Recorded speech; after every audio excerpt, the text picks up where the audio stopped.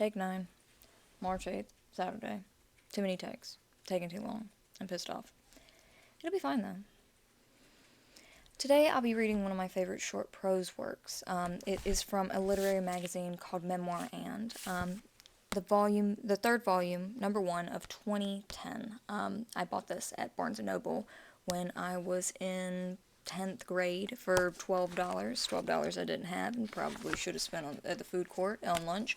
But I read this while sitting in the magazine aisle, and I remember thinking that I needed to have it because I wouldn't have been able to look it up. We didn't have internet when I was younger, so I needed it. It was some sort of driving force, and I've always been glad that I have it. But we'll be reading On Oblivion by Joe Wilkins. He was the grand prize winner for this issue. On Oblivion. If, when she was 16, she'd hacked off her ass-length dust-colored hair like she threatened, her friends would have clapped their hands over their mouths and giggled. The boys would have shaken their heads and called her Butch or Prairie Cactus, but she wouldn't have cared. No, she'd have started wearing her father's red check jacket, smoking Camels, laughing with her eyes. She'd have broken hearts. If she stayed in school like she promised you she would, she'd have been eligible for the amateur rodeo circuit that summer, barrel racing, and she'd have won at Brockton and called you. And even though you never cared for rodeos, you'd have driven hours through the dark just to sit with her on the banks of the Missouri and drink Mountain Dew until 4 in the morning. And maybe she'd have lain her head against your shoulder as the sun struck a new fire in the sky.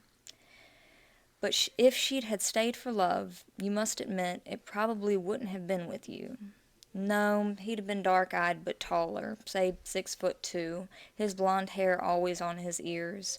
For the most part, he'd have said very little, but surprised her now and then with things like, "This dust ain't so bad.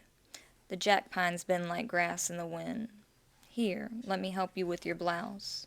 But, too, he'd be hard to get along with Wednesdays, home from hours in the sun, always the cracked skin of his hands, always that burn of wind around his eyes.